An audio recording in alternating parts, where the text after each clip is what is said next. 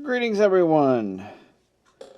I've got a lot of projects to do, but I need to get lighting for my bench squared away here because, well,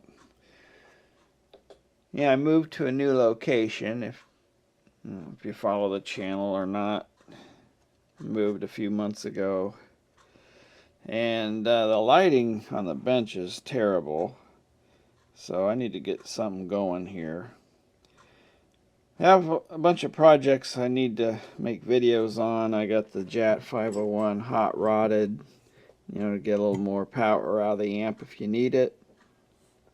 Speaker project, and talk about that.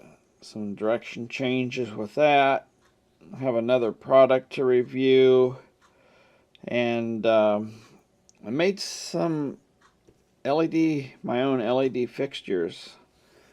So I think that's pretty neat. I'll talk about that, but for right now, I'm gonna get some lighting going for the bench. So what I have are these MR16 bulbs. I really like these things. They operate on 12 volts, AC or DC.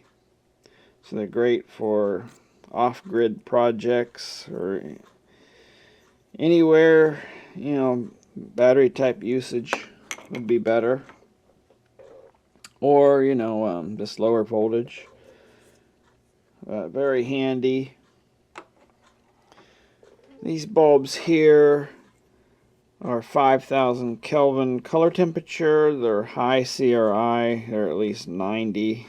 One says it's better than 90.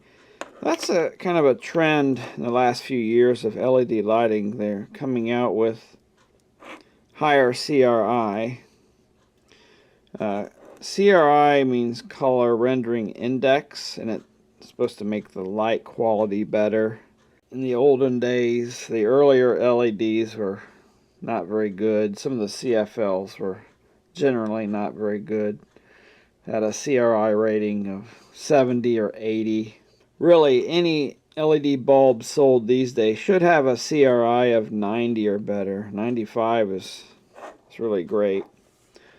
Just like anything, manufacturing,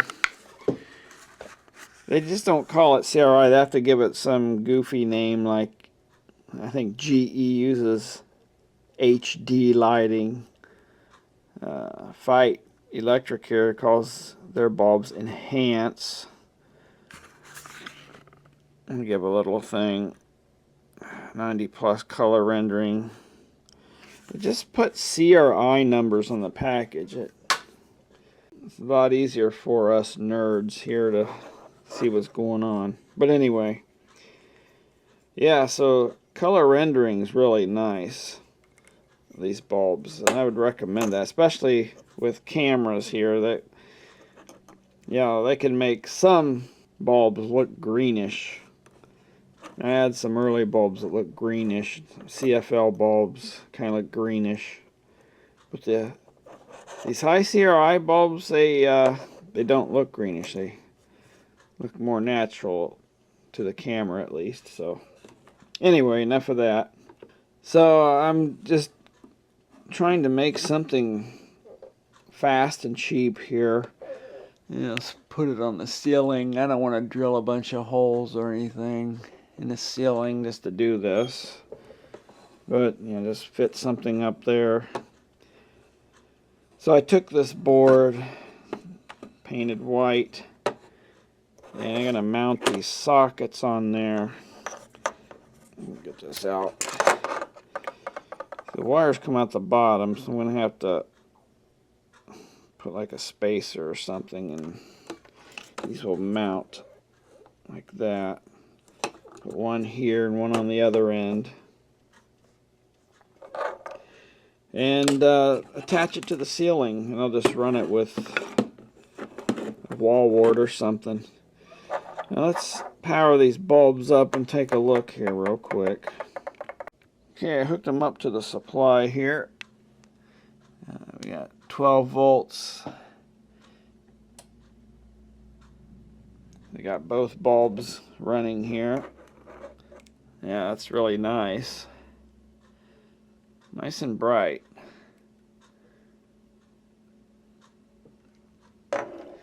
And both of them together are using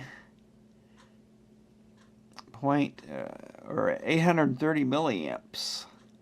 So that's going to be around 10 watts total. So yeah, I think that's plenty of light here.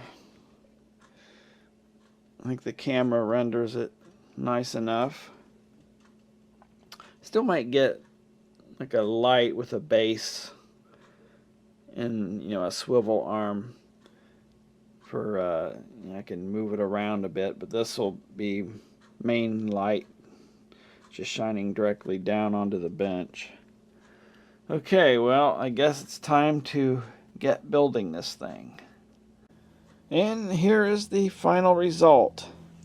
Nothing fancy, but if you know me, I'm super budget here. This was a no-spend project. In other words, I had everything laying around that I needed to make this. To mount these sockets, I used a nut as a spacer so I can run the wires out from underneath and say exit the back of the socket. Just used fence staples to hold the wires in. I got this wire from Radio Shack back when they closed. It's 18 gauge, it's copper, not that copper clad aluminum junk. About 150 feet for a couple bucks. Can't do that these days. So yeah, very basic, but it works. Let's fire it up here. Yeah, that'll be nice. So what I have to do is mount it to the ceiling, find out where the beam runs. I think they run this direction. And I'm just going to loop the wire down the curtain rod there. Nothing fancy. When I move out of this house in, I don't know, maybe 5 years, I just take it down. So yeah, I got to get the thing mounted here.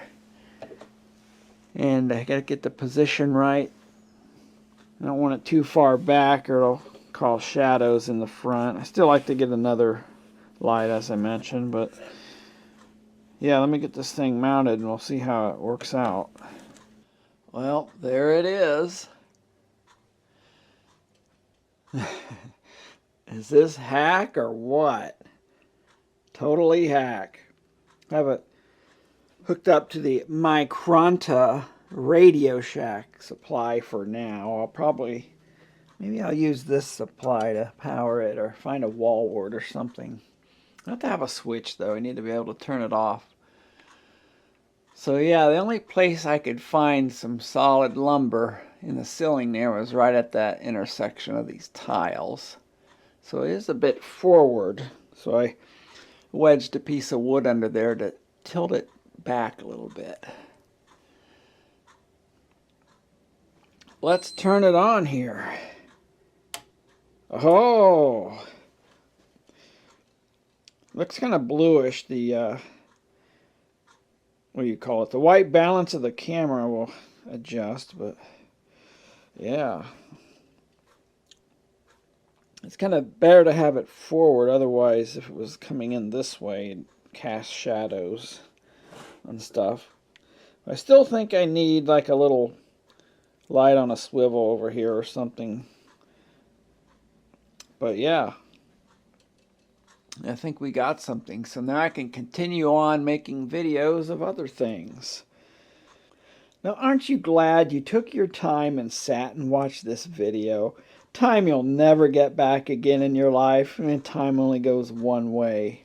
But that is the cheap hacked lighting system for the bench. Hey, stay tuned, stick around, we got some more stuff coming up for you one of these days. We'll catch you then. Thanks for watching.